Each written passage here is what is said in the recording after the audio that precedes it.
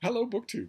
It's a hot and humid Thursday here in Boston, and Thursday is Poetry Thursday, when myself and a few other booktubers in our little corner of BookTube take down a poem off the shelves, read it to you, and talk about it a little. I love it. I never miss a video that is a Poetry Thursday video, and I wish more people did them. We have all, at one point or another, been moved by some kind of poetry. I have read a ton of it and loved it. Poetry Thursday could happen several times a week, and I would still be happy. And I am using today an anthology that I just got at the Brattle Bookshop here in Boston, and it's a perfect example of something going through the probationary period in no time at all. It's The Making of a Sonnet from Norton, from W. W. Norton. And this book goes in the little book room in the permanent collection immediately. I knew that as soon as I started reading it. The yardstick with an anthology like this will never be what it includes. It will be how the stuff is included. That's how you know whether or not you're in the hands of really good editors. And in this case, I'm in the hands of really good editors. And I found it's all sonnets, and I found a sonnet from the 20th century that I wanted to read you and maybe talk a little about, ask you a little about today. It's by William Meredith, who was a Connecticut poet who was extremely voluminous. He won the Pulitzer Prize. He wrote a ton of letters, ton of sketches, ton of poems. And his personal volumes, his personal papers, are in two huge collections that I know of that are largely undisturbed. As far as I know, no one has ever written the 800-page biography of this poet that he richly deserves. And as far as I know, no one is working on that biography. So maybe one of you could get off your duff and write the biography of this poet that I would love to read. He was an absolutely fascinating character, a revered teacher, a trailblazer in his own way. He was quiet in a quiet suburban way. He was outspokenly gay. It'd be a very interesting book to read, I think, and it'd be great if somebody would do that. But he wrote a poem here in this anthology called "The Illiterate," and I thought we'd go through it together, and then we'll talk about it a little. Touching your goodness, I am like a man who turns a letter over in his hand. And you might think that this was because the hand was unfamiliar, but truth is, the man has never had a letter from anyone. And now he is both afraid of what it means and ashamed because he has no other means to find out what it says than to ask someone. His uncle could have left the farm to him, or his parents died before he sent them word, or the dark girl changed and want him for beloved. Afraid and letter proud, he keeps it with him. What would you call his feeling for the words that keep him rich and orphaned and beloved? Because they exist in a kind of Schrodinger's cat superposition. The main character can't read, and so doesn't know what's in the letter. It could be that all of those momentous things have changed and he doesn't know it. The change is in the words that he can't decipher.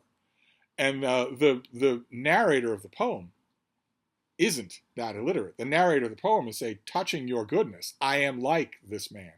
Because the narrator of the poem is saying, when it comes to how wonderful you are and where we stand with each other, I actually am in that kind of superposition. I actually am not sure.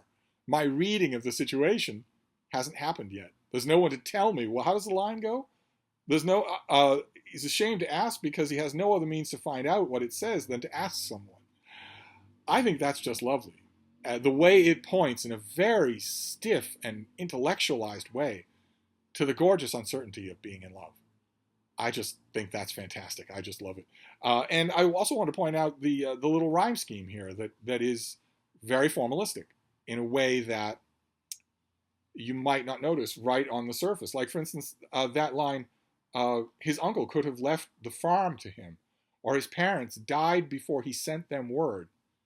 That doesn't mean his parents did die. That line is gapping. It's leaving out the extended part of the verb. In the first line, it's could have left. The second line, effectively, a linguist would say that this is gapped. The second line effectively says, or his parents could have died before he sent them word. And the third line being, or the dark girl could have changed her mind and could want him for beloved. The coulds are left out in order to preserve the rhythm, in order to preserve the feet of each line. But in a very artful way. I think it carries you along. And also notice the end words here happen in threes. If you go through the poem, it's It's man, hand, hand, man. Anyone means someone. See, so it's not threes, but quartets. It happens in quartet stanzas there. So we have man, hand, man.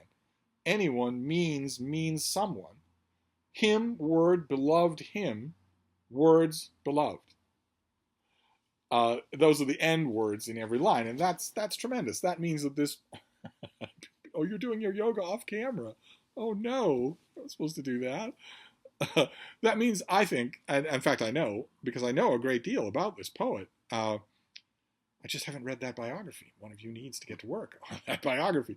But it means that this poet labored over this poem, thought really hard about it, worked really hard about it, many drafts, whole days, to use the Virgil illustration, whole days where one word was scratched out and then scratched in again.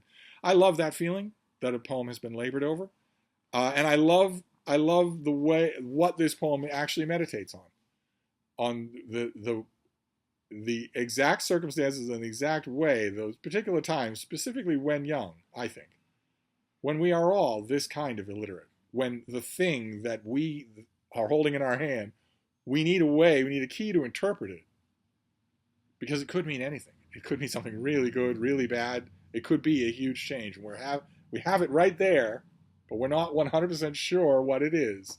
I love that. This thing is fantastic. The Illiterate by William Meredith. So that's our Poetry Thursday for today. And if you don't mind indulging me, I think I'm going to stick with this anthology of sonnets for a little while before I move on to some other anthology. There's a lot in here I'd like to share with you, and a lot in here I haven't yet discovered, because this isn't the kind of book that you read front to back, so I haven't done that. But anyway, I'm going to wrap this up for now, but I'll be back.